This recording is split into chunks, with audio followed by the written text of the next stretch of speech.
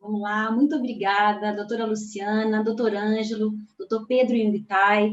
Temos certeza realmente que os laboratórios de inovação vão somar grandes esforços, né, nessa busca por uma justiça mais célere e democrática. Aqui no TJ, eu não posso deixar de cumprimentar o doutor Jaiber e toda a equipe e desejar sucesso, muito sucesso à Aurora.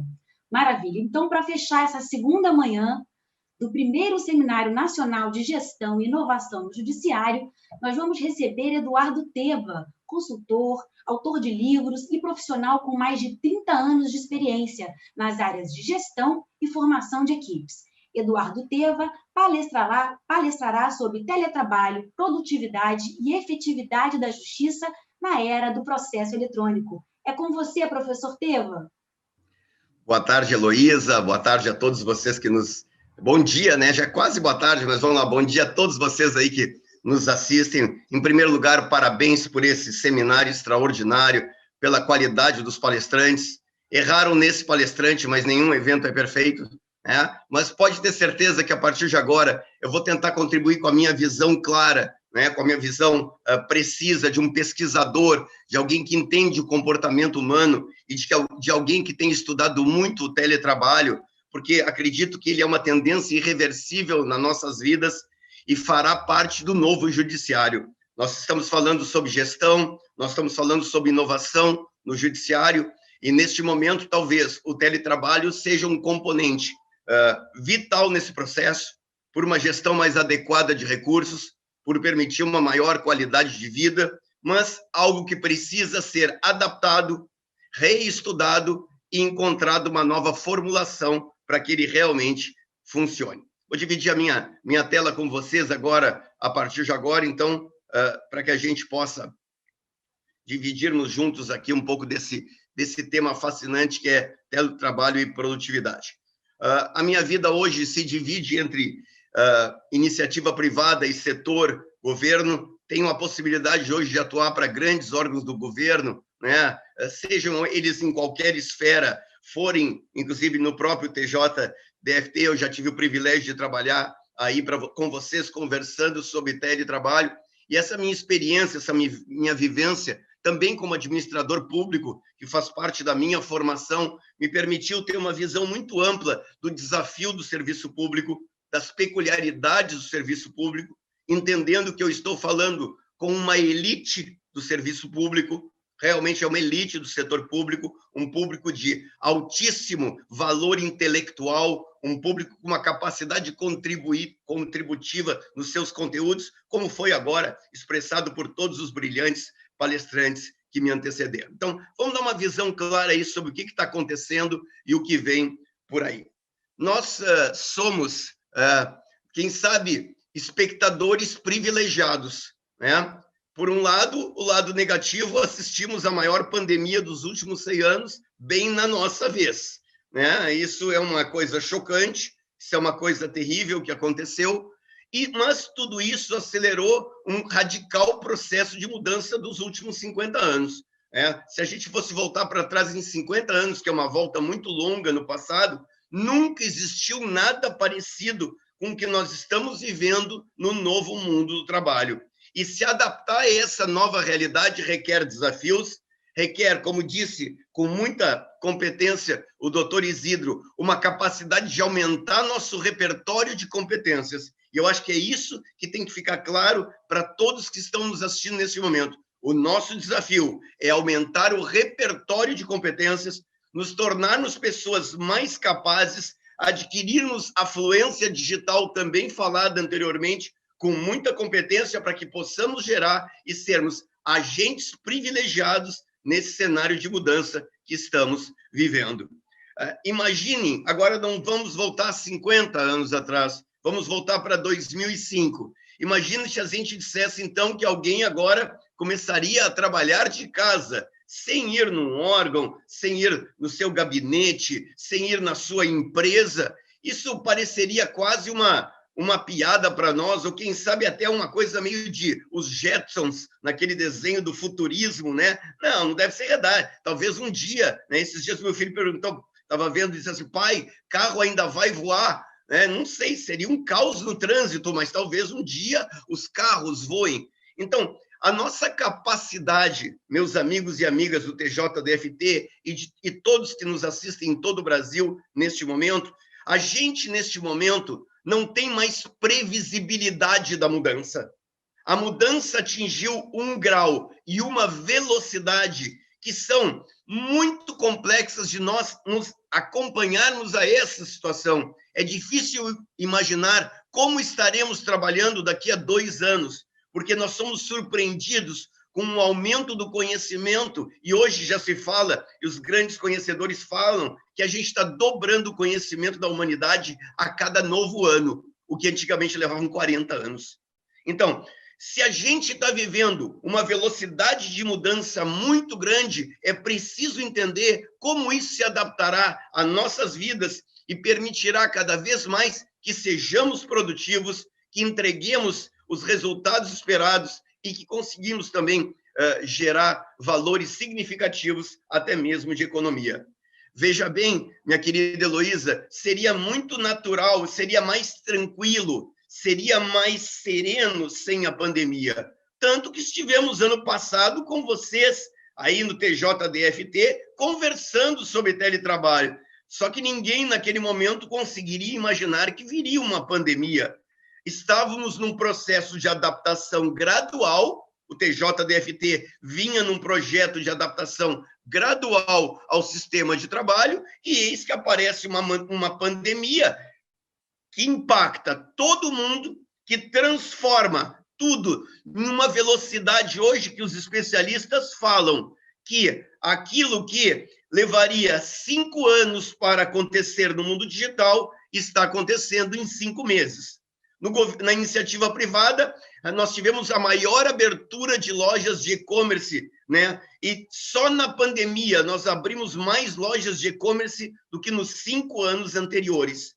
Então, a pandemia veio acelerar um processo digital e talvez no próprio TJ e em todos os órgãos de justiça no Brasil, antes, talvez a gente pudesse ter feito as mudanças de forma mais gradual, mas a pandemia acelerou o processo e nesse cenário é preciso a gente entender o que fazer para mudar essa realidade. Vejam bem, revista Isto é Dinheiro, né, do dia 2 de outubro, então estamos falando aí de poucos dias atrás, né, onde na capa interna, não na capa que vocês estão vendo desta edição, tem uma matéria muito interessante para você ler, onde diz: o futuro do trabalho é remoto. E ele ali passa vários dados, vários estudos da Fundação Dom Cabral e mostra: existe uma tendência irreversível ao teletrabalho. Existe cada vez mais a clareza de boa parte das organizações privadas e de boa parte do serviço público que nós caminharemos a passos largos, a passos firmes, a passos muito bem focados em criar novos meios de maximizar competências e resultados através do trabalho remoto. Então, já não é mais uma questão futurista, já não é mais uma questão dos Jetsons, é uma realidade. O trabalho remoto hoje é uma realidade clara, cristalina, e talvez vocês aqui do TJDFT sejam uma das melhores expressões da competência criada nesse processo de teletrabalho. Sempre que eu estou fazendo essas palestras, que a gente aborda dados que não são, às vezes, tão familiares a nós, eu gosto sempre de trazer alguns números sobre teletrabalho e gostaria de frisar aqui 3 números que a gente teve acesso agora, dados muito recentes, de final de setembro e início do mês de outubro. Vejam bem, em agosto, no Brasil, nós já tínhamos 24,7% dos servidores do serviço público no Brasil em teletrabalho. Vejam que é um número interessante, porque nós estamos falando de todas as esferas do poder público. Não estamos falando do judiciário. Ou seja, 1 a cada 4 trabalhadores, né, do serviço público, servidores públicos, estavam em teletrabalho em agosto no Brasil. Isso é uma fonte do IPEA, que é uma fonte extremamente confiável. Então, veja, aquilo que muitos poderiam pensar, não, é exceção, é vocês que estão fazendo isso. Não. No Brasil inteiro hoje, se você pegar o contingente de servidores públicos, 1 a cada 4 estão vinculados já em teletrabalho, com um vetor crescente exponencial. Repito, com um vetor crescente exponencial. Vamos adiantar um pouquinho dos dados. Segundo uma pesquisa muito legal do IPEA, se concluiu que 51% das atividades do serviço público combinam, estão aliadas, têm sentido e podem ter grande resultado no serviço público. E olhem, se a gente comparar com os números da iniciativa privada, é só uma fotografia, é só uma visão. Na iniciativa privada, na mesma figura do IPEA, na mesma pesquisa, esses números são 18%, porque são atividades com alto envolvimento interpessoal, atividades que não são tão intelectualizadas, atividades que envolvem desde gestão de maquinário numa indústria pesada, atendimento ao comércio ou ao cliente numa área de serviços. Então, a tendência, e isso é importante, que eu gostaria de frisar a quem nos dá, neste momento, o privilégio de nos assistir neste grande seminário, é que a tendência é que o teletrabalho crescerá 3 vezes mais rápido no serviço público do que na iniciativa privada. Enquanto a iniciativa privada tem uma velocidade de mudança que olha a inversão. Normalmente, a iniciativa privada muda mais rapidamente que o serviço público. Não sei se vocês concordam comigo. É uma história por limitações orçamentárias, por dificuldades internas. Então, às vezes, eu tive em vários órgãos públicos e muitos gestores, né, ficavam conversando comigo da dificuldade de modernizar processos, da dificuldade de, por vezes, dotação orçamentária para comprar equipamentos, mas, neste momento, a gente está diante de uma grande inversão. A mudança, quando o assunto é teletrabalho, será muito mais rápido no setor público contra a iniciativa privada. E no caso ainda do judiciário, a velocidade é mais genial ainda, é mais exponencial. E agora, trazendo um outro estudo recente, de agosto de 2020, então, ainda considero um dado interessante, segundo a Dom Cabral, e tudo que eu mostrei aqui está no Google. A grande vantagem hoje é que palestrante não pode mais mentir. Palestrante mentiu, o cara pesquisa no Google e já mata na hora, já entra aqui no chat e diz, está errado. Né? Até tenho saudade desse tempo que a gente dizia, não precisava nem da fonte, acabou esse tempo, chega de mentiroso. Então, 59% das pessoas em teletrabalho querem continuar trabalhando em teletrabalho no serviço público. Esse dado não é da iniciativa privada. Então, a Dom Cabral, uma escola de referência que merece todo o nosso respeito. Então, o que eu estou tentando mostrar? Existe uma tendência, esta tendência tende a ser acelerada. Essa tendência é capaz de produzir grandes resultados e boa parte das pessoas querem continuar assim. Isso é apenas o início do nosso processo e o início do nosso processo de realmente compreender a mudança. O Jeff Bezos, que é hoje o homem mais rico do mundo, tem apenas um pouco mais de dinheiro do que eu, não é muita coisa, mas ele está um pouquinho melhor que eu. Ele diz com muita clareza que a gente não está mais vivendo numa era de mudanças, nós estamos vivendo uma mudança de era. E é verdade. Não é uma era de mudança, não, mudou o mundo mudou numa velocidade extraordinária. Tem um amigo meu que tem uma frase muito divertida, eu gosto de ser divertido, até porque às vezes eu acho que na palestra online a gente perde um pouquinho do bom humor, e sem bom humor a gente não vive. Eu tenho um amigo que diz assim, Eduardo, eu não sei o que vem pela frente, só espero que seja pela frente. Então, é um raciocínio legal, interessante, bacana, né? Mas não é o que vocês pensaram. O que o meu amigo quer dizer é o seguinte, a mudança está vindo tão rápido que tomara que ela viesse pela frente, porque quando eu vejo a mudança se aproximando de mim, eu me preparo para a mudança. A única má notícia da minha palestra é que a mudança não está vindo pela frente. Ela está vindo por tudo que é lado. Mudança é o novo nome do jogo. E me preocupa que alguns de vocês que neste momento nos honram com a sua audiência não tenham comprado a ideia da mudança. Estejam apegados a um passado estejam hoje com uma incapacidade de separar no seu trabalho o que é velho do que é antigo. E isso eu aprendi com um dos meus gurus, chamado Mário Sérgio Cortella. Meu guru, meu ídolo, um cara que eu admiro demais. Certa vez estávamos aí em Brasília, no Hotel Meliá Brasil 21, tomando um café, né? E o professor Cortella disse para mim: Eduardo, tem coisas na nossa vida que na nossa vida são velhas e tem coisas na nossa vida que são antigas. Tu sabe qual é a diferença? E eu aprendi uma coisa: sempre que um homem muito inteligente te fazer uma pergunta que você pensa que sabe a resposta, vai por mim. É melhor dizer não sei, porque você não paga mico e ainda aprende alguma coisa.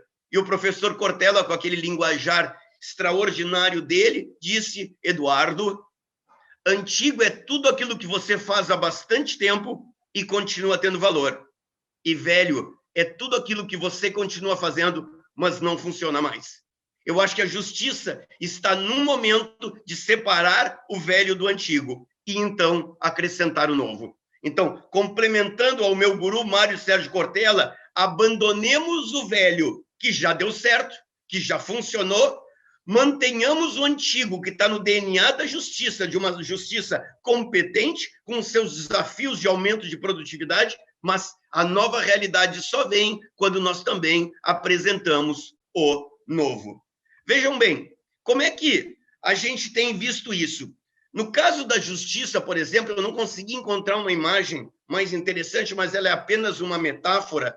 A gente tem visto que nos últimos tempos, na justiça, nós estamos com um problema de infraestrutura em termos de espaço para atender caminhos para gerar uma produtividade maior. As pessoas começam a trabalhar em ambientes onde não conseguem se concentrar, onde não conseguem ter foco, e esse cenário acaba gerando um grande problema, porque na maioria dos órgãos também a gente tem dificuldade de alugar ou adquirir novos espaços por limitação, até mesmo orçamentária. Então, é importante a gente entender que essa falta de espaços adequados também fez o judiciário e vários órgãos públicos que eu tenho acompanhado entender que o trabalho remoto ou que o teletrabalho era uma das alternativas que a gente teria para vislumbrar esse momento. E quando a gente fala em mudanças, e eu sou um estudioso do processo de mudanças, e quando a gente só tem uma hora para falar, e a gente tem que ser objetivo, eu diria assim que a gente passa por 3 fases no processo de mudança. Isso aconteceu no teletrabalho. A primeira fase de qualquer processo de mudança é a negação. Não, isso não tem jeito, isso não vai funcionar, isso não dá certo, as pessoas não vão saber fazer. Então, num primeiro momento, a qualquer cenário de mudanças, né, a gente tende a uma negação, porque a mudança toca em coisas que são muito fortes dentro de nós. Vamos pensar no teletrabalho. A minha vida eu trabalhei inteira pegando um carro e saindo, quem sabe, por 40, 50 minutos, dependendo do lugar onde você mora, que se for em São Paulo é 1h15, 1h30, mas a própria Brasília é um local muito espalhado, com difícil locomoção. A primeira fase é negação, não tem como fazer isso. Num segundo momento, você vai para uma fase de aceitação. Isso veio para ficar. E atenção, essa aceitação, às vezes, não é simplesmente por adesão, é goelê, é aquele negócio assim, é assim daqui para frente, e a gente vai ter que mudar. Então, eu sou obrigado a aceitar, porque eu entendo que é uma realidade que veio para ficar. E aí sim, não importa o grau que eu aceitei por adesão ou por imposição, eu entro numa fase de adaptação, porque toda mudança leva um tempo para maximizar e corrigir tudo que precisa ser ajustado. E no teletrabalho, nós estamos exatamente assim. O que nós estamos vivendo no teletrabalho é adaptação. É isso que nós vemos hoje. A adaptação é a palavra mais importante para a gente conseguir conceber os conceitos do teletrabalho, entender que nós estamos passando por ajustes que são necessários de serem feitos e que a gente entenda uma coisa, meu amigo, minha amiga, se você me permite chamá-lo assim, né, a todos que nos assistem, né, magistrados, servidores, a todos vocês que nos assistem, entender o seguinte: num primeiro momento, nada que é novo está 100% correto. Tudo leva um tempo para ser adequado. Nenhuma organização, seja ela pública ou privada, consegue mudar alguma coisa relevante sem passar por um momento de adaptação. E sabe qual é o problema? É que muita gente, quando vê os problemas da fase de adaptação, tenta minar o processo de mudança, dizendo, não tem como, assim não tem como, não vai funcionar, porque é da natureza do ser humano. Então, eu convido cada um de vocês, e eu vou refletir sobre isso, a entender que todos, melhor dizendo, os empecilhos que a gente vive hoje no teletrabalho fazem parte do processo de adaptação, que foram radicalizados pela necessidade premente de uma pandemia. Se não teríamos construído isso de forma muito mais lenta e gradual. Mas veio a pandemia e mudou isso radicalmente. Então, o teletrabalho hoje é uma realidade como a gente gostaria de ser? Bem, aí a gente vai para um dilema. O grande dilema do teletrabalho hoje no mundo, e tenho certeza que aqui no TJ, DFT, em outros tribunais do Brasil que nos assistem nesse momento, é praticamente todo mundo reconhece que aumentou a produtividade. Conseguimos resultados melhores, mas, ao mesmo tempo, parece que o dia não tem mais fim. O dia parece que ficou mais longo. Parece que o dia não termina, né? Parece que tem um relógio na nossa casa com defeito, que a pilha está lenta demais, porque antes a gente tinha início, meio e fim. E hoje temos início, meio e sem fim. Ou seja, nós não sabemos quando termina, mas isso é natural de um processo de adaptação. Ninguém, o magistrado do TJ está se adaptando, o servidor mais humilde do TJ em qualquer lugar do Brasil está se adaptando. Vejam só, neste momento, do presidente à pessoa mais humilde, o dilema está acontecendo. Nós estamos vivendo um processo de adaptação. E eu costumo dizer que a gente não está em home office, a gente está em isolamento social. Essa foto representa uma realidade que não é meme, que não é uma coisa maluca. Eu tenho 2 filhos pequenos e, por vezes, eu estava trabalhando em casa, eu tenho um filho de 8 e de 6, eu tenho também um de 30 e um de 25, eu sou um reprodutor, tá, pessoal? Eu tenho filho de tudo que é idade. Mas, às vezes, eu hoje estou no meu escritório, mas no início da pandemia, eu estava na minha casa e eu estava trabalhando assim. Eu estava dando uma palestra online, dizendo, meu filho, cala a boca. Eu silenciava o microfone e dizia para o meu pequeno de 7 anos, fica quieto, guri. Guri é coisa de gaúcho, né? Fica quieto, o pai está trabalhando. Então, não é home office, porque não tem como ser home office se as escolas não estão funcionando. Em home office, você tem as condições básicas para trabalhar. E muita gente pega essa situação agora e diz, não está funcionando. Não, não é o teletrabalho que não funciona, é que o isolamento social impôs condições ao teletrabalho que prejudicam muito a nossa atuação, principalmente ao servidor mais jovem, que tem filhos em idade escolar, talvez pior ainda, ao servidor que tem um bebê dentro da sua casa, mas que, infelizmente, a babá não estava indo trabalhar. Mas que, infelizmente, vamos usar o termo, por favor, não é pejorativo, a moça da limpeza, uma faxineira, não estava indo lá, e quem estava tendo que pegar o rodo era a doutora Heloísa, servidora graduada do TJDFT, com um rodo na mão. É uma brincadeira, né, Heloísa? Mas não duvido que você teve que fazer isso também, né? Eu, por exemplo, me especializei. Eu sou administrador de empresa por formação, tenho especialização em gestão de pessoas e pós-graduação em lavação de louça, certo? Eu adquiri um pós durante a pandemia de lavar louça com uma habilidade extraordinária. Poucas pessoas no Brasil hoje devem ter o meu expertise. Então, eu também aumentei uma competência no meu repertório, além de um especialista em liderança e gestão. Se depois vocês quiserem falar comigo no direct do Instagram sobre dicas de como lavar louças, que tem um incrível problema, não sei se você conhece esse problema, louça procria. É uma coisa extraordinária. Quando você termina de lavar a louça, em 5 minutos você volta para a pia, ela procriou, ela gerou. Então, eu vou dizer, teletrabalho não funciona, mas agora, de novo está lá, eu tenho uma senhora que nos ajuda em casa, maravilhosa. Então, ela me permite hoje, olhem aqui, eu estou no meu escritório, que fica a 5 minutos da minha casa e não tem ninguém aqui. Então, a gente não está em home office, a gente está em isolamento social. Como é que essa servidora vai ter excelência assim? Tem um filho chorando e o outro tem um chorando e o outro rindo atrás. E ela tem que rever agora a pauta que o magistrado mandou agora, que é de extrema importância para o julgamento que ele vai tomar. E o que essa mãe vai fazer? O pai talvez esteja fora ou ela, num fenômeno social comum, é uma mãe independente e ela está vivendo essa situação. Parece loucura, mas alguns tiveram que adotar olho no telão, como diz o Faustão, olho no telão. Alguns tiveram que adotar medidas mais raras, mais fortes, por exemplo, para poder trabalhar, como, por exemplo, correntes nos pés dos filhos, né, tapa-boca, amarrados na mão para não gerar movimento. Então, nós fomos indo para situações radicais. E eu estou brincando com vocês para dizer, o que nós estamos vivendo hoje não é teletrabalho.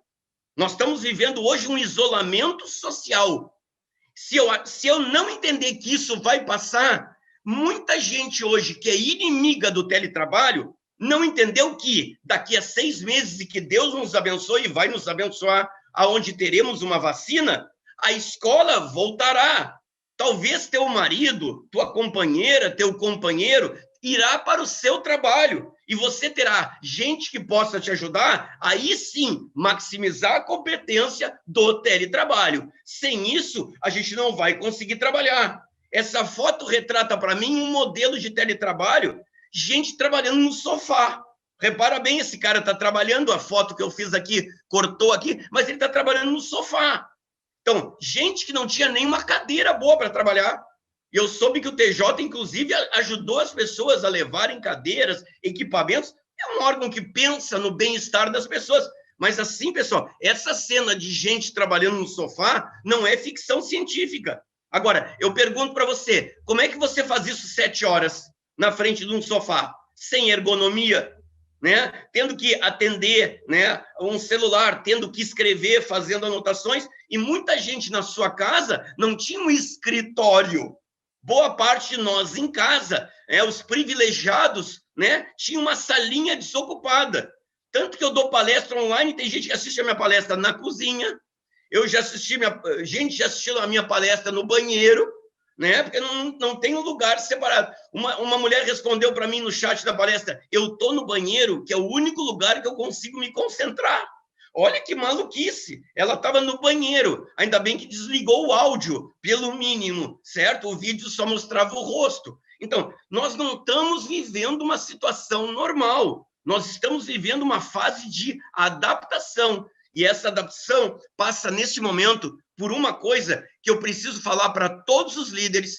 E olha, pessoal, nos últimos tempos, eu falei para muito mais líderes da iniciativa privada do que do serviço público, nesse momento online, tá? Pessoal, a liderança tem que entender que a jornada de trabalho precisa ser respeitada. A liderança vai ter que entender isso. Teletrabalho não significa disponível 24 horas. Quando você invade as pessoas fora de uma jornada racional, você, nesse momento, está tendo do outro lado uma pessoa que não se sente bem, que se sente aviltada, que, infelizmente, não tende a fazer esse processo com excelência, mas que, infelizmente, quando vem um pedido da liderança, não sabe dizer não.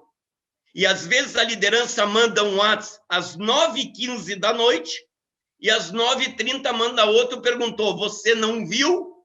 Então, nós estamos vivendo num mundo onde o processo de liderança precisa ser repensado. Talvez não tenhamos mais jornadas tão rígidas, mas elas não podem ser exacerbadas a ponto de acharmos que não temos hora para cobrar tarefas das pessoas. E as pessoas precisam ter respeito. Por isso, em todos os lugares que eu tenho trabalhado e que me permitem dar sugestões, eu digo que mesmo no teletrabalho, deveríamos ter horário de trabalho. É uma coisa engraçada? No teletrabalho, deveríamos ter horário de trabalho. Então, eu vou, de repente, definir que o nosso horário é das 12 às 18, é das 12 às 19. Isso não significa que o magistrado não possa, às 11h30, mandar uma mensagem para você responder depois. Isso não significa que um servidor mais graduado possa mandar alguma coisa às 19h10, mas ele está pedindo para você para ter a resposta amanhã, porque nós temos um problema. Toda vez que você recebe uma resposta de alguém, toda vez que você recebe o pedido de alguém que está numa hierarquia acima de você, num horário que não lhe corresponderia estar trabalhando, você fica com vergonha de não responder. E você se sente na obrigação de devolver isso. Então, em todo o mundo hoje, nós não estamos falando de jornada flexível livre, nós estamos falando de uma nova construção de acordos de trabalho que serão essenciais para o sucesso nesse processo. Porque aí, como eu acredito já tenha sido falado nesse seminário, a gente começou a viver uma síndrome de burnout, ou seja, vamos simplificar aqui, né? Porque temos pouco tempo, aí mais 29 minutos, nós temos aqui um processo de esgotamento mental das pessoas. Eu falo uma coisa para você, eu nunca tive tão cansado na minha vida. Eu nunca trabalhei tanto na minha vida, nunca. E as pessoas que eu convivo, que eu vivo, dizem a mesma coisa. Por quê? Porque a gente não está em teletrabalho, a gente está em isolamento social. Então, eu tenho que fazer agora todos os meus papéis ao mesmo tempo. E é isso que esgota, certo?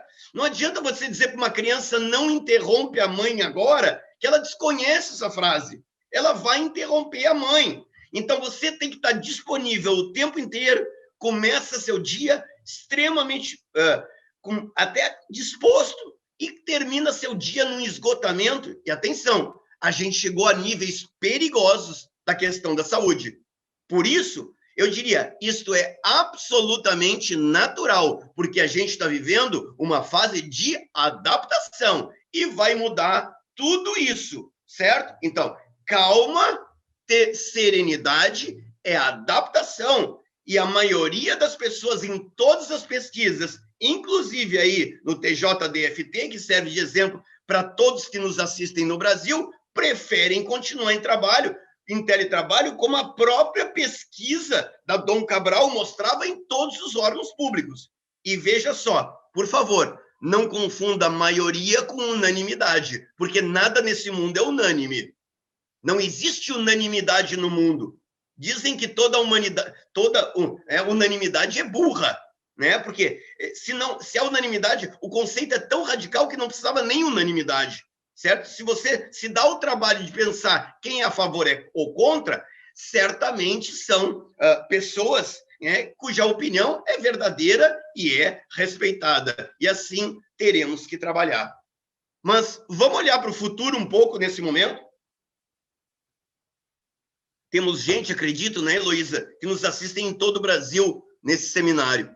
Talvez algumas pessoas nos assistam neste momento em cidades de porte menor, onde, de repente, o trânsito não é um problema. Em Brasília, o trânsito é um problema.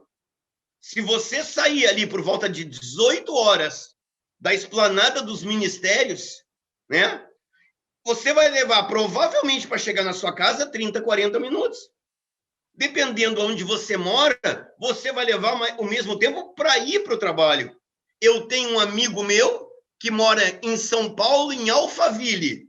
Você sabe quanto tempo ele leva para chegar no trabalho? 1h35. Não é brincadeira. E ele leva mais 1h35 para voltar. Ou seja, todos os dias, antes da pandemia, este cara tinha 3 horas por dia dentro do carro.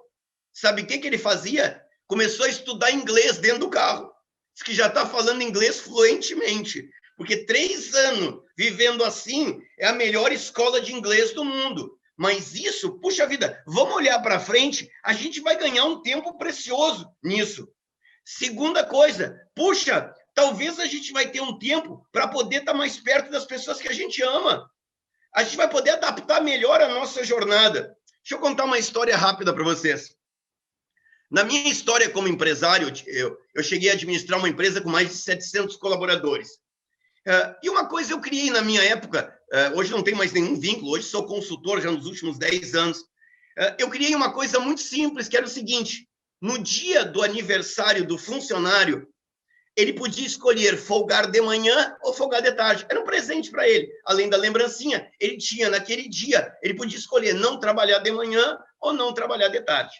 Aí um dia, eu estava numa das minhas lojas aqui numa cidade do Rio Grande do Sul chamada Santa Maria, e esse cara chegou para mim e disse assim: seu Eduardo, o senhor sabe qual é o dia do ano que eu mais gosto? Eu digo, não, me conta.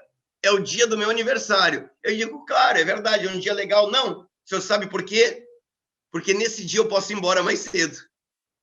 E eu pensei, desgraçado, vagabundo.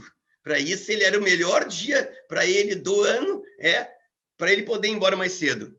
E ele continuou, o senhor sabe por quê? Eu disse, não.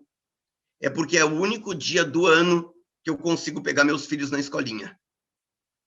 E o senhor não sabe a alegria dos meus filhos quando me veem, quando abre a porta da sala de aula. Às vezes, o que pode ser rotina para nós é uma coisa que muitos gostariam de ter. Você ter um pouco mais de liberdade, com responsabilidade, para administrar a tua jornada de vida, talvez vai melhorar muito a tua vida. Quer ver uma outra coisa que nós estamos vivendo e que ficou para trás? Nós estamos esquecendo de encontrar tempo para cuidar de nós mesmos. Nós cuidamos da família, nós cuidamos do trabalho, mas, infelizmente, temos dedicado pouco tempo a nós, ao tempo precioso para cuidarmos da nossa saúde, para termos mais prazer de viver. E nesse cenário, eu vejo que o trabalho remoto ou teletrabalho, quando a gente conversa aqui, pode realmente trazer para a gente questões essenciais de melhoria. Em alguns casos, também economia de roupa, certo? Porque poderíamos trabalhar usando apenas metade para cima, né? O que permite uma redução aí radical de 50%, e dependendo da pessoa, até pode revelar algumas preferências dela. Só uma figura aqui para a gente se divertir um pouquinho mais, já quase aí na hora do nosso almoço. Então, até nisso vai ter economia, tá bem? Agora, a gente agora entra num momento muito importante. Se você me perguntasse aonde vai precisar mais adaptação no teletrabalho, para mim, quem mais vai precisar se adaptar ao teletrabalho é a liderança. Porque a liderança se acostumou com a ideia de ter as pessoas sob seus olhos, como se a vigilância presencial fosse capaz de aumentar a produtividade. E, de repente, muitos líderes me procuraram, por exemplo, dizendo, Eduardo, eu não sei como liderar pessoas à distância. Eu me acostumei à liderança presencial e agora eu tenho que me adaptar a um novo tipo de liderança e a um novo jeito de liderar, onde eu posso fazer quase as mesmas coisas, mas posso fazer também no teletrabalho. Por quê? Se o doutor Pedro entregou um trabalho maravilhoso agora, e eu vi que a execução do trabalho do doutor Pedro foi extraordinário, eu não preciso do presencial para fazer uma chamada de vídeo para o doutor Pedro e dizer, terminei de ver o seu trabalho. Doutor Pedro, que trabalho extraordinário. Parabéns pela sua dedicação, pelo seu foco, pelo seu comprometimento. Parabéns por não ter entregue o trabalho. Parabéns por ter entregue o melhor trabalho que o senhor poderia fazer. Eu sou muito grato a você. Você sabe quanto tempo levou isso? Menos de 1 minuto. É a mudança. Eu não tenho a pessoa perto, mas a base, o fundamento da liderança permanece. Muita gente, por teletrabalho, pensa que não precisa mais liderar, e esse é um grande erro. No teletrabalho, eu diria que a liderança tem que estar ainda mais envolvida com as pessoas. A liderança num teletrabalho pode sim dar feedbacks assertivos e deve. Não é a distância que vai me impedir, de ligar para a doutora Ângela e dizer: doutora, fiz essa chamada especial aqui com você para dizer o seguinte: é o segundo trabalho que está chegando atrasado para nós. E esse trabalho não pode mais chegar atrasado, porque ele prejudica toda a corrente que a gente está fazendo. Então, doutora, eu fiz essa ligação aqui para lhe fazer uma pergunta. Posso ficar tranquilo que isso não vai mais ocorrer? Posso ter certeza que a senhora entendeu a importância de entregar o seu trabalho dentro do prazo combinado? E vamos combinar uma coisa, doutora.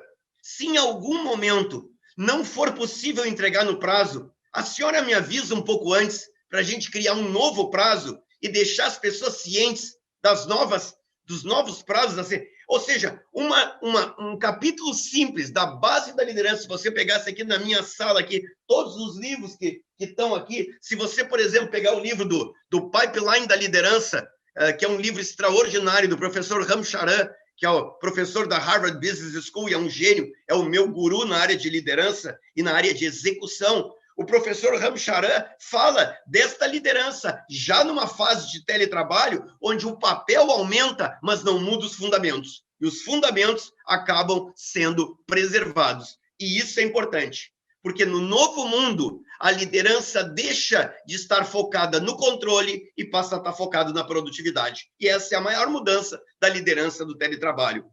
Mas é importante entender uma coisa, meus amigos e amigas, e eu já fiz palestras praticamente em todas as esferas do serviço público, com certeza, em boa parte de Estado, União, estados e municípios. E deixa eu dizer uma coisa, nós temos um grave problema no serviço público. E na iniciativa privada é a mesma coisa. Em geral, as pessoas em posição de liderança têm alta competência técnica, mas têm baixa competência interpessoal. São pessoas que dominam profundamente a tarefa, a execução, mas tem uma inteligência emocional que precisa ser melhorada. E hoje, o doutor Isidro falou exatamente sobre isso. Eu vi ali no seminário quando ele mostrou o novo mapeamento das competências, e isso aparece, porque se eu sou focado em produtividade, eu tenho que conseguir estimular as pessoas a quererem fazer o seu melhor para que eles realmente consigam obter os resultados esperados. Eu sei que vários de vocês que estão nos assistindo neste momento, vários de vocês lideram pessoas. E esses dias, num treinamento que eu estava fazendo online, até aí para uma empresa que tem na região de vocês, que é a Algar Telecom, uma pessoa me perguntou: Eduardo, qual é o papel mais importante da liderança? E eu digo: puxa vida, que pergunta difícil essa, né? Mas talvez o papel mais importante da liderança é ajudar cada pessoa a encontrar sua melhor versão e evoluir. O meu papel como líder é tentar ajudar cada pessoa que trabalha comigo a encontrar sua versão premium, não a versão básica. Vocês sabem a versão básica? A versão básica é a versão que a gente toca a vida. E a versão premium é a versão na qual a gente se realiza e se destaca naquilo que a gente faz. O problema é que tem muita gente vivendo na versão básica e esqueceu que tem dentro dela uma versão premium. Isso não é papo de autoajuda, isso tem outro nome, isso se chama vida. Então, precisamos também que a liderança entre num processo de aumento de competências para se focar em produtividade, porque a produtividade está vinculada à capacitação das pessoas. Não existe aumento de produtividade sem capacitação, mas o aumento de produtividade também não acontece sem você trabalhar a parte comportamental das pessoas. Com mais um detalhe, num momento de teletrabalho, cada vez mais, a padronização de processos será decisiva para o sucesso do trabalho. E, por favor, meu amigo, minha amiga que nos escuta aqui nesse seminário nacional, padrão é a melhor forma de fazer alguma coisa até que alguém descubra uma maneira de fazer ela ainda melhor. Padrão não é algo definitivo. O padrão é mutável e deve estar adaptado ao próprio laboratório de ideias que vocês falavam anteriormente, onde descobriremos maneiras de melhorar o padrão, maneiras de melhorar processos que tornem a justiça mais rápida, com mais satisfação dos servidores, né, que permita a população ter um acesso, né, mais satisfatório. Enfim, também esse aumento de produtividade vai estar muito vinculada à capacidade que a gente tenha de deixar um padrão de trabalho onde realmente as pessoas se sintam mais à vontade. E agora vamos entrar um pouquinho na área do próprio servidor. Porque o tempo passa muito rápido. Aliás, o tempo passa, o tempo voa e o Bamerindos quebrou. Se você não entendeu a piada é porque você é jovem, depois pergunta para outro, tá? Então, vamos lá. O teletrabalho exige mais engajamento das pessoas. Sabe por quê? É muito mais natural eu estar engajado quando as pessoas trabalham ao meu lado. Consegue entender isso? É muito mais fácil estar engajado quando eu estou numa sala com 4 pessoas. Porque também trocaremos mais ideias. Será mais natural. Agora, quando estamos à distância, cada um num papel diferente, é preciso entender que eu preciso aumentar meu engajamento. Que eu estou sozinho no teletrabalho, podendo, claro, acessar remotamente, mas, para isso, eu preciso estar mais comprometido. E eu preciso entender que boa parte dos benefícios que eu vou ter com o teletrabalho me dão também, ao mesmo tempo, um conjunto maior de obrigações, seja no TJ, seja em qualquer empresa do mundo. Ou seja, a distância entre nós exige um comprometimento pessoal maior de cada um com o trabalho. E aí, a gente vai ter que fazer um exercício mental, uma musculação mental, porque, permitam dizer uma coisa para vocês, eu já treinei mais de 1 milhão de pessoas ao vivo na minha vida. Todos os cabelos aqui que não estão brancos estão tingidos, tá, pessoal? Alguém me disse na minha cara, se eu dissesse assim para ele, você está preocupado em melhorar? A resposta de todos é, claro, estamos aqui para melhorar. Temos sempre coisa para aprender. Mas sabe de uma coisa? Na maioria das vezes é estratégia de marketing. Pouca gente cria o seu projeto de aumento de competência. Por isso, eu tenho dito uma coisa.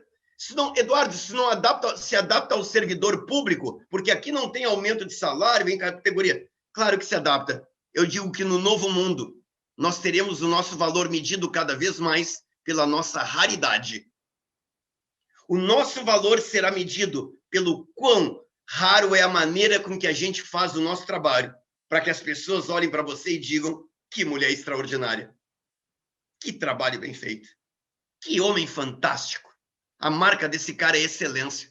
Caiu no note dele, antes caía na mesa, né? Caiu no note dele, vai vir bom, vai vir bem feito. Então, nós vamos ter que entrar num exercício de aumentar o repertório. Como eu disse, primeira coisa, o teletrabalho exige mais disciplina em prazo, porque você não vai ter alguém toda hora atrás de você cobrando. Então, o compromisso é seu. E importante, e veja que importante é isso, e como nós temos que preparar as nossas lideranças daqui para frente. Eu treinei, há pouco tempo atrás, mais de 100 líderes de uma grande organização de forma remota e disse para eles, eu não sei se vocês têm esse hábito, mas deveriam ter esse hábito a partir de agora. Cada vez que vocês passarem uma tarefa para alguém, decidam juntos em que prazo ela vai ser entregue. Cada vez que você passar uma tarefa para alguém, então, eu vou passar para a doutora Heloísa agora uma tarefa. Juntos, eu e a doutora Heloísa, vamos discutir quanto tempo essa tarefa leva para ser executada. Talvez eu ache que leve 4 dias e a doutora Heloísa acha que leva 6 dias. Talvez nós vamos acordar em 5 dias, mas esses dias têm que ser cumpridos. Então, o teletrabalho vai exigir essa disciplina no cumprimento de prazos. O teletrabalho exige mais foco. E tirando a questão de isolamento social, cuidado, que a nossa casa tem mais armadilhas que os nossos escritórios. A nossa casa tem mais armadilhas porque temos família entrando e saindo. A gente viu nessas lives na pandemia gente com cachorro latindo atrás, criança passando na frente. Então, a gente vai precisar encontrar um lugar de foco. Eu não vou ficar fazendo palestras sobre isso, mas você precisa encontrar um canto que é seu, onde você consiga se concentrar, porque o trabalho de vocês influencia decisivamente a vida de milhões de brasileiros. E cuidado, algumas pessoas e palestrantes, gente da minha laia, palestrantes, têm infelizmente enganado as pessoas, dizendo que hoje em dia a gente é multitarefa. É verdade. Eles só esqueceram de dizer uma coisa, A gente hoje é capaz de fazer várias coisas ao mesmo tempo, mas não com excelência, porque excelência só existe onde existe foco. Ninguém tem excelência se não tem foco. Eu posso falar com vocês? Posso dar uma olhadinha agora aqui para ver se entrou uma mensagem no WhatsApp? Posso chegar aqui e fazer outra coisa? Posso fazer tudo isso, mas pode ter certeza, eu já não estaria fazendo a mesma palestra. Excelência exige foco. Não deixem enganar você. Você precisa encontrar um tempo. Talvez você vai ter que dizer para as pessoas um hábito que elas têm. Ontem eu disse para o meu filho de 8 anos, filho, o pai veio mais cedo para casa para trabalhar aqui. Eu vou te pedir uma coisa, o que o pai vai fazer agora é muito importante. Por favor, meu filho, não me interrompe por 1 hora. Queria dizer para vocês que deu certo por 45 minutos. Certo? Em 45 minutos ele abriu a porta e disse, terminou, pai? Eu me esqueci que ele não tem relógio. Então, olha como a gente está mudando na vida. O meu filho não estava com... Eu não disse para ele, são 17h30, às 18h30. Para ele, 45 minutos foi uma eternidade, porque ele estava com um problema no Fortnite do PlayStation, né? Que ele estava. E isso é um problema grave para uma criança, que o Fortnite não está rodando bem. Então, nós vamos ter que encontrar, vejam, eu estou migrando nesse mundo, tentando encontrar um lugar com mais foco. Quer ver outro aumento de competência? A gente vai ter que ser mais competente para encontrar soluções de forma autônoma. Porque no trabalho presencial, a gente pergunta para a mesa do lado. Hoje, eu não posso estar interrompendo todos. Então, vou ter que pesquisar, vou ter que entrar no Google, vou ter que buscar jurisprudência, e perdoem a minha falta de conhecimento específico do trabalho de vocês, mas vocês conhecem 1000 vezes melhor. Ou seja, eu não posso mais interromper os outros. Eu posso fazer isso no teletrabalho, ligando para outro? Posso, mas eu estou tirando o foco dela. Então, eu vou tentar encontrar mais soluções. Eu me torno mais responsável por buscar soluções, e hoje nós temos um sistema maravilhoso de buscar informações, né? E pega a minha geração, né? Na verdade, nós vivemos 3 fases de aprendizado. Na primeira fase da nossa vida, nós aprendíamos com os pais. Na segunda fase da nossa vida, nós aprendíamos com a Barça, com a enciclopédia Barça. E hoje, na terceira fase da nossa vida, nós aprendemos com o Google, certo? Com algumas intervenções, por vezes, da Siri tentando também nos ajudar. Então, eu posso encontrar soluções se eu me der o trabalho de pesquisar, mas tem muita gente que quer solução pronta. O teletrabalho vai mudar isso também. E a fluência digital falada pelo Dr. Isidro, eu só tenho mais 7 minutos com vocês para ser pontual, não é por mim, né? Mas vocês já devem estar com fome, tá? A gente vai ter que rapidamente se adaptar a novas ferramentas da tecnologia. Daria um conselho para vocês nesse momento. Deixe de ser usuário e vire um expert. Vou repetir. Deixe de ser um usuário e vire um expert nos sistemas que você tem que usar. Não é hora de saber usar. É hora de entender todo o funcionamento dele para saber resolver coisas que, se eu não me dedicar e aprofundar, farão falta ali na frente. Não é hora de eu ser um bom usuário, é hora de eu ser um especialista e compreender bem. Claro que eu não sou um programador, mas eu preciso fazer um bom uso da tecnologia. E aí o Correio Brasiliense vem e mostra que tudo que a gente falou é verdade, mostrando que tudo isso que eu acho que virá de um aumento de qualidade de vida, quando os problemas de adaptação passarem e a gente entrar numa nova fase, nós teremos mais qualidade de vida e teremos ainda economia de recursos e processos mais rápidos. Vocês conseguem entender este trinômio? O quanto ele é poderoso na vida de cada um de nós? nós poderemos ter mais qualidade de vida, economizando recursos e entregando para a população uma justiça mais rápida e mais democrática. Poxa, desculpem, nós não estamos brincando com pouco. Nós estamos falando de 3 coisas essenciais que mudarão as nossas vidas. Que cada um de nós entenda. Vou repetir, vamos ganhar qualidade de vida, nós vamos ter economia de recursos e uma justiça mais rápida e mais servidora à população. São ganhos extraordinários. Então, sigamos adiante nesse processo. E para fechar o jogo e concluir a minha passagem aqui junto com vocês, né? Eu não tenho a mínima dúvida, mesmo não sendo um expert na área, apenas sendo um cara casado com uma advogada e um cara que tem entre seus amigos hoje vários juízes e desembargadores, né?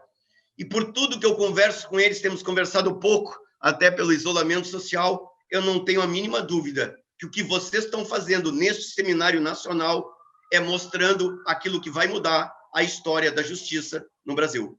Vocês estão dando todos os passos, seja num laboratório de inovação, seja numa escola de formação, vocês estão concluindo o alicerce técnico, onde a justiça, com pessoas competentes, aliado à tecnologia, tende a solucionar problemas que ficaram sem solução, pelo mínimo, quem sabe, nos últimos 20 a 30 anos. Importante destacar aí ainda uma tendência para mim. A tendência que nós estamos vivendo é a tendência do trabalho híbrido. Acho que com o passar do tempo, encontraremos daqui a pouco formas de trabalhar 3 dias em casa e 2 dias num presencial para fazermos reuniões, para trocarmos ideias, para acertarmos projetos. Já conheço empresas hoje, não na iniciativa pública, não no serviço público, mas na iniciativa privada, que segunda-feira todos trabalham na empresa. Traçam ali as metas, as estratégias para a semana e cada um executa as suas estratégias em home office, em teletrabalho. Por isso, eu acho que nós caminharemos para um futuro híbrido. Em alguns momentos da nossa vida, a presença será fundamental, imaginando, como na foto, que não estaremos num momento pandêmico, mas que estaremos, sim, no momento onde discutiremos junto coisas que a presença nos ajuda também e, na minha opinião, não substituem a ideia do espírito de corpo, tão fundamental para o nosso crescimento e para a nossa adequação. Também me parece ser uma coisa clara, e não falo pelo TJ, que provavelmente, no futuro, o teletrabalho vai ser uma conquista do servidor mais experiente. Porque todo servidor, em fase inicial, deverá provavelmente passar um tempo no local para estar perto dos seus mentores, para aí, então, quando adquirir a independência do conhecimento, poder ter direito ao teletrabalho. Parece a mim, por tudo que eu vejo hoje, que o servidor que aprende a trabalhar com excelência, pela sua vivência, pela sua experiência, será o que ganhará a conquista mais rapidamente ao momento não presencial do teletrabalho. E, por fim, sou um otimista, eu acredito demais que a gente vai conseguir encontrar o equilíbrio certo. Que a fase de adaptação nos terá ensinado a encontrar um equilíbrio, onde continuaremos fazendo o nosso trabalho com excelência, mas, ao mesmo tempo, teremos uma qualidade de vida respeitável, que nos tornem pessoas cada vez mais saudáveis, construindo famílias cada vez mais amorosas e unidas, encontrando também o tempo essencial para cuidarmos de nós mesmos. Este equilíbrio agora começa a ser ajustado. Nós não estamos vivendo em teletrabalho, nós estamos vivendo em isolamento social. Quando nós pudermos ter o teletrabalho com todos os ajustes que estão sendo feitos, acredito sim que nós viveremos a plenitude da união de resultados extraordinários com qualidade de vida. Meu convite a cada um de vocês, não seja inimigo da mudança. Se junte a ela. Sabe por quê? Porque ela vai acontecer de qualquer jeito. E a pior coisa que existe é quando você é resistente a uma mudança que é definitiva. Não seja inimigo da mudança. Se junte à mudança e ajude a aprimorar a mudança, para que a mudança fique também mais parecida com o que você sonhou. Sim, com a sua participação, teremos, com certeza, um teletrabalho ainda mais eficaz. Deixo o meu convite para você aqui, que a gente está construindo, o que vocês estão fazendo aqui nesses 3 dias é um trabalho extraordinário. Parabéns a todos vocês envolvidos. É um trabalho que orgulha a todos nós. Eu não sou um profissional da área da justiça, mas me permitam dizer uma coisa. Como cidadão brasileiro, eu tenho um orgulho imenso de ver o que vocês estão fazendo para mudar a realidade do nosso país. Falo como cidadão, não como servidor. Como brasileiro, eu tenho um orgulho demais do que vocês estão construindo aqui. Deixo o convite para vocês me acompanharem nas redes sociais. Eduardo Teve é meu nome. Não tem nenhum perfil fake, porque ninguém quis me seguir mesmo, então é só Eduardo Teva, tu me acha ali nas redes sociais. E se você gostou da palestra, quiser entrar no Instagram ali, procure Eduardo_Teva, quer deixar uma mensagem para mim, se eu pude ser útil para você, eu agradeço bastante. E termino para vocês com a imagem que eu mais gosto de reproduzir no final dos meus treinamentos. Meu amigo, minha amiga, essa estrada se chama vida. Entra nessa estrada chamada vida com teu compromisso. Usar a tua melhor versão. Usar a plenitude da tua competência. Cuidado! A segunda metáfora é a mais importante de todas elas. Olhe o tamanho do retrovisor e olhe o tamanho do para-brisa. Porque a vida foi feita assim, para olhar para frente. Cuidado! Talvez um tolo um dia diga para você, esqueça do passado. Com todo respeito, idiota. O passado traz aprendizados e referências extraordinárias para a nossa vida. Mas ninguém consegue dirigir a vida pelo que foi, pelo que era ou pelo que fazia. Entra nessa estrada chamada vida, comprometido em fazer o seu melhor e talvez um dia, alcançando a tua plenitude como ser humano, alguém possa chegar perto de você e dizer a frase mais linda que alguém poderia ouvir e que talvez seja a frase que você mereça ouvir. É quando alguém chegar perto de você e disser, sabe de uma coisa?